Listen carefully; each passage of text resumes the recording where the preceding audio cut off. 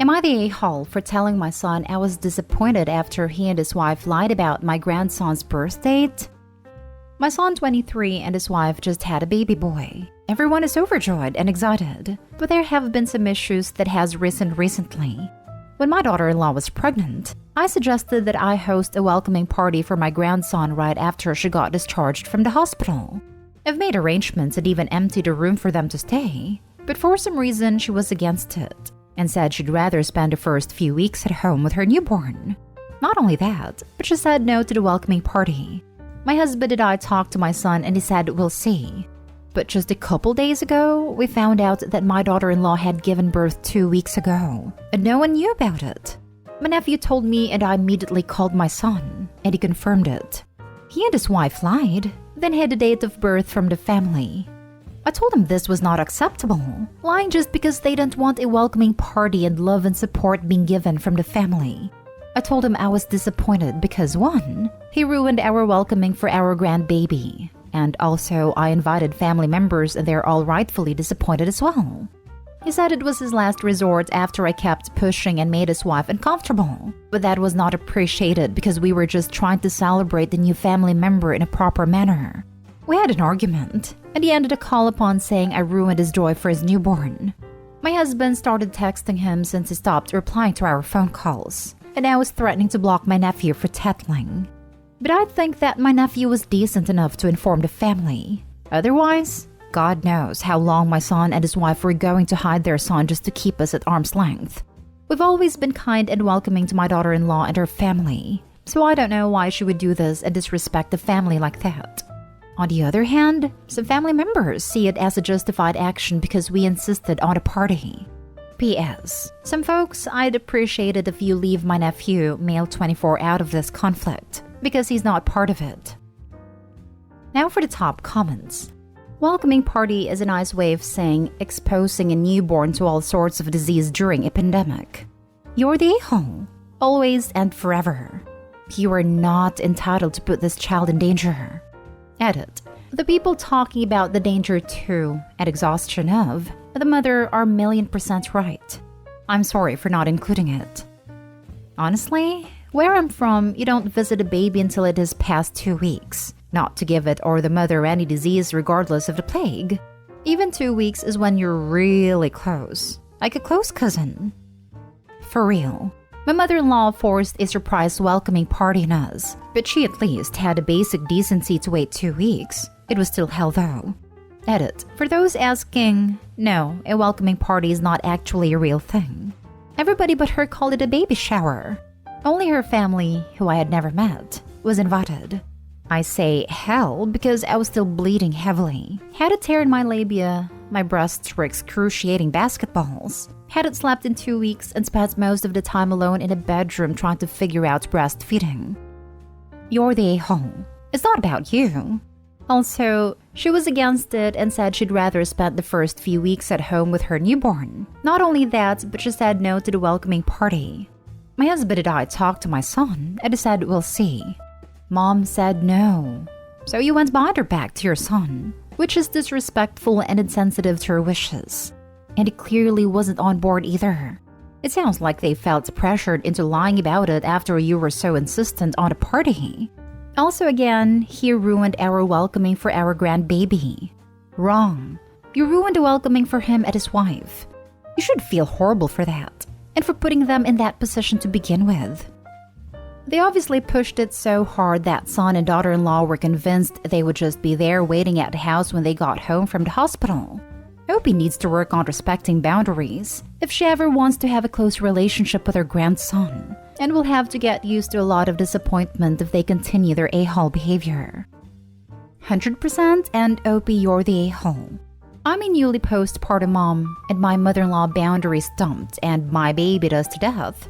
So much that we haven't asked her over in 4+ weeks and she gets very limited information.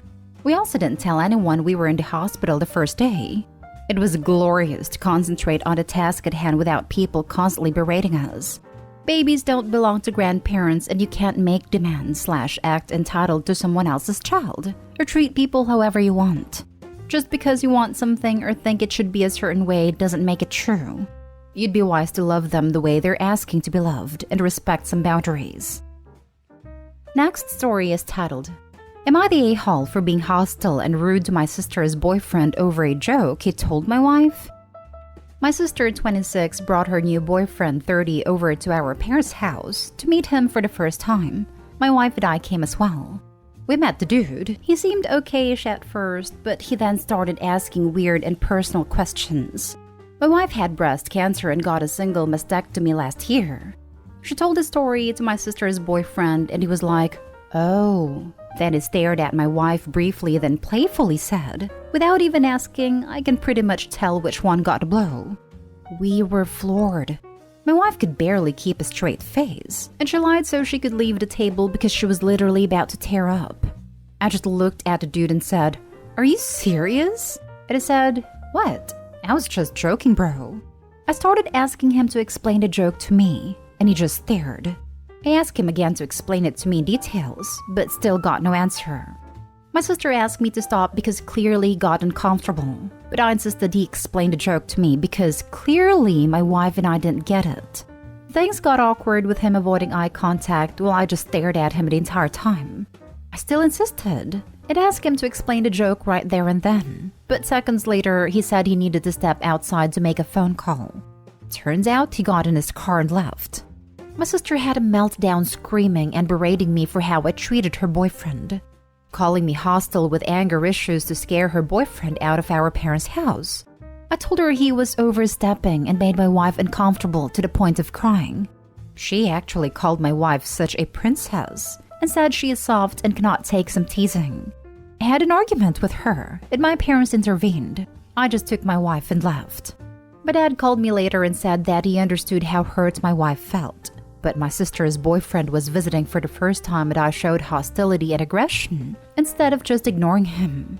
He encouraged me to reach out to him and my sister later and talk it out, but I declined. Am I the a-hole? Edit. My sister and my wife don't have a history, but my sister tends to see the worst in people. When my wife announced her diagnosis, my sister actually thought she was faking because the family no longer brought up my wife's miscarriage months prior. I thought that was out of line and she apologized for it and we moved on. But my sister thinks that the only bad trait she sees in her boyfriend is a smoking habit. She says that otherwise he's perfect. Shaking my freaking head. Not the a-hole. Congratulations, you handled the situation perfectly. You simply asked the a-hole to explain himself. He couldn't. He doubled down. He chose not to apologize, which could have diffused the whole situation. What? I was just joking, bro. This is always code for I'm an a-hole, but I'm going to let myself off the hook. It's right up there with I'm not racist, but... And I'm just being brutally honest. 100% agreed. The just a joke bro crowd is never funny. Opie's insistence that he explained the joke is something I tend to do when confronted with that as well, and the reaction he got from the boyfriend is completely expected. Sister should be ashamed of both her taste in men and her attitude towards Opie's wife. Opie's family clearly enables her behavior since he got the whole "don't rock the boat" speech from dad. Opie's not a-hole, and frankly my hero for how he stood up for his wife. Not the a-hole. What's so hostile about asking him to explain his stupid freaking joke? Some people think that anything less than fawning over their jokes is aggressive. I noticed it a lot when I started asking my family, "Oh, I don't understand a joke. Can you explain it to me?" Or they'd make racist comments and say they were jokes. Nah, jokes are funny and you're not being funny, just a jerk.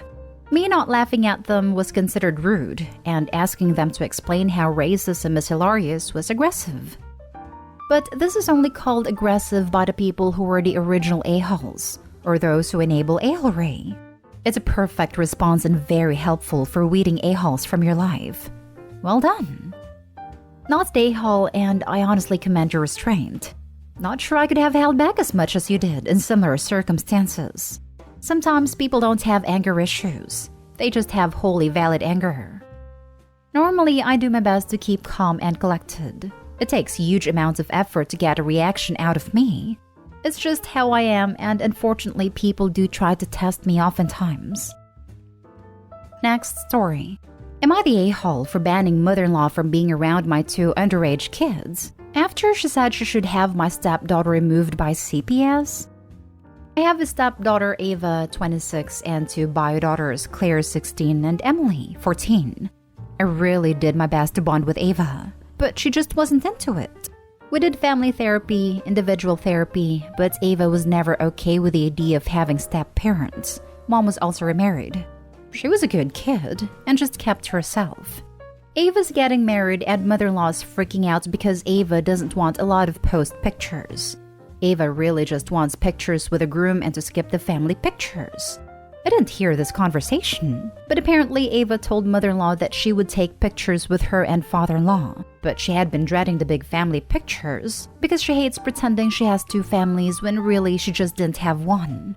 My husband gently confronted Ava when mother-in-law told him what she said, and Ava said he didn't do anything wrong, but she just hates pretending we are a real family.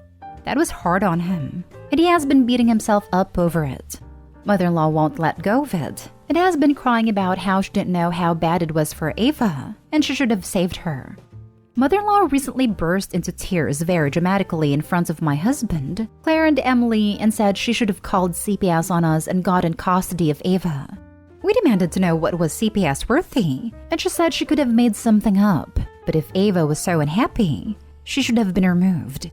I asked her if she would really lie to CPS, and she said yes, and that Ava probably would have been a good actress and could have convinced them. I was freaked out by this conversation. I decided if she really thinks that is okay, I don't want her around Claire and Emily. My husband is torn. The kids don't care either way, but mother-in-law says I'm dramatic and insane, and Ava told her dad that I can do whatever I want. But if mother-in-law can't be around them, the four of us can be the ones to not come to the wedding. I actually didn't mind her being around them at the wedding. It meant more she is banned from our house and we won't be going to any family events. My husband is now upset and feels I overreacted. Now for the comments. Not stay home. Mother-in-law's nuts and having a meltdown about somebody else's wedding. If she's threatening false CPS reports, she doesn't need to be anywhere near your family. Not to mention mother-in-law is delusional to think that her getting custody of Ava would have magically fixed all of the problems she perceived. Like if only she'd been the one to have custody, then Ava would want to take big family photos. She's throwing an overdramatic temper tantrum with very real and consequential threats, and I don't blame Opie for not wanting that anywhere near her family. Not stay home, but that is not a problem here. Husband being a freaking pushover is. What your mother-in-law said is completely inappropriate, and your husband should see it as what it was, a threat to your family. If he can't see that, then it is maybe worth reevaluating your relationship with him. Not stay home, but your husband should have A, recorded that crap, and B, gone no contact. If my mother-in-law threatened my kids like that and my spouse was that spineless, it would be insta-divorce and seeking a restraining order against the mother-in-law.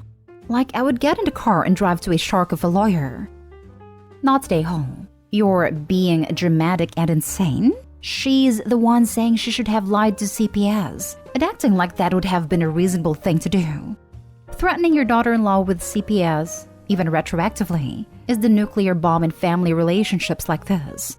Also, I personally find it morally repugnant to use an agency that exists to protect children in legitimate situations of neglect and mistreatment to manipulate or enact revenge on someone else. That's pretty much fraud and theft of those resources. That is what she's casually suggesting was the right thing to do here, which is horrifying. I wouldn't want someone like that around my kids either. Now for the last story. Am I the a-hole for telling him his dog is absolutely destroying me and my kids' quality of life? My fiancé just got a dog about 2 years ago that has made me and my kids hate being home. That's coming from people who love dogs, including the multiple dog foster home over the years. This dog is untrainable.